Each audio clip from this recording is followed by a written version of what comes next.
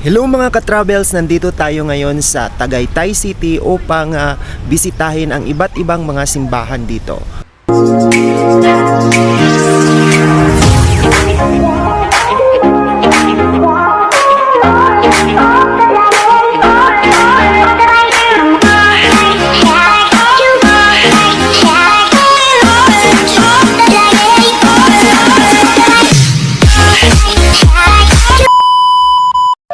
Hello mga ka-travels! For today's video ay pasyalan natin ang most visited spot na binibisita ng ating mga religious brothers and sisters dito lamang sa Tagaytay City! Hello mga ka-travels! Nandito nga tayo ngayon sa Mary Queen of Angels dito pa rin sa Tagaytay City. Isang amazing experience nga para sa tulad kong isang debotong Katoliko ang ating pinuntahan kamakailan sa Tagaytay City dahil isang malabagyo settings ang sasalubong sa iyo sa lugar na ito. Bukod sa malamig na panahon ay kapansin-pansin dito ang nagtataasang pine trees na lalong nagpatingkad dito sa lugar. Maliit man ang kanilang chapel dito, subalit talagang ramdam mo ang lakas ng pananampalataya ng bawat deboto rito. Tahimik, maaliwalas at malinis na kapaligiran ay isa lamang sa mga katangiang talagang balik-balikan mo sa lugar na ito.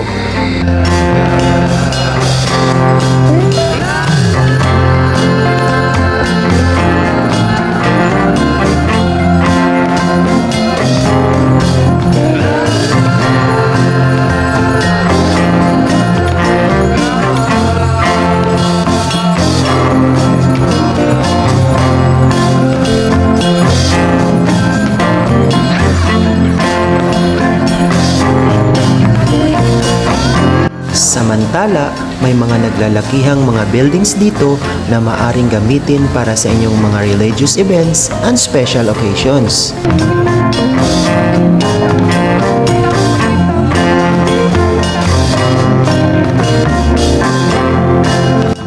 Sa lugar naman na ito ay makikita ang ilan pa sa kanilang mga convention halls at mga guest accommodations.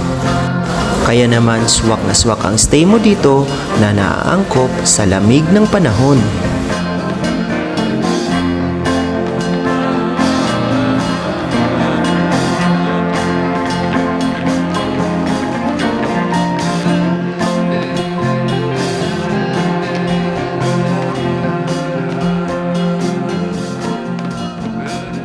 So kakaiba guys ang chapel na ito guys kasi napakaraming mga dining halls dito. So pwede dito guys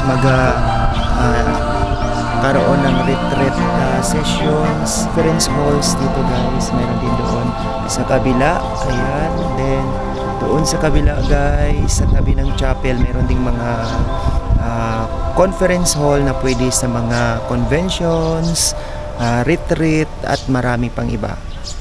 At sa iyong paglabas naman sa lugar na ito ay iyong makikita ang iba't ibang stalls na nagbibenta ng iba't ibang lokal na mga produkto at mga kakaning Pinoy na tanging sa Tagaytay lamang isinasagawa.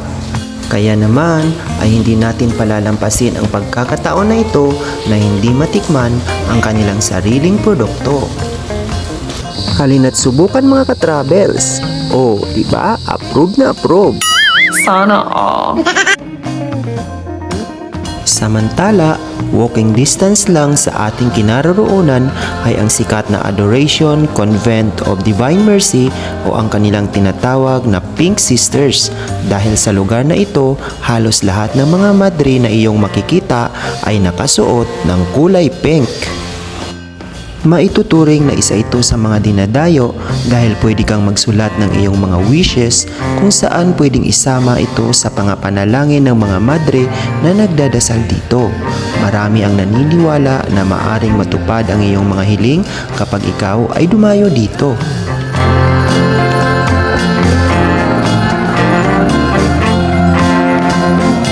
Kapansin-pansin din ang ilang deboto na nagro-rosaryo sa labas ng simbahang ito.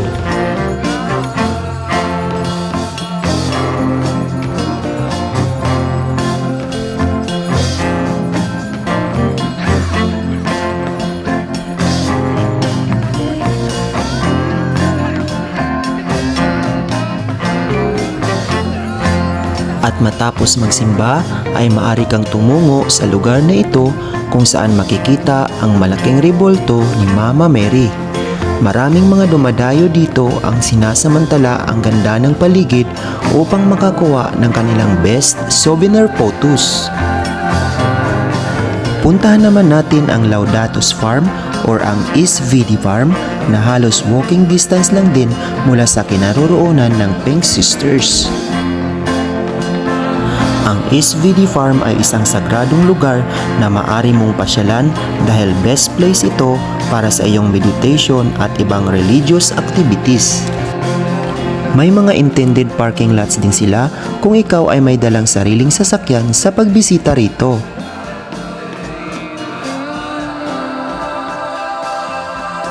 Tahimik, payapa at malawak ang lugar, perfect sa iyong family getaways. Makikita rin sa lugar na ito ang Station of the Cross kung saan pwede kang mag-alay ng rosaryo at mga dasal para sa iyong espiritual na paniniwala. Makikita din sa lugar na ito ang mga pari na nag-aalay ng spiritual guidance para sa mga debotong Katoliko na nangangailangan ng mga spiritual na gabay para sa kanilang mga personal na pinagdadaanan. So there you have it mga ka-travels. I hope na nag-enjoy kayo sa ating travel adventure ngayong araw na ito. Hanggang sa muli, salamat!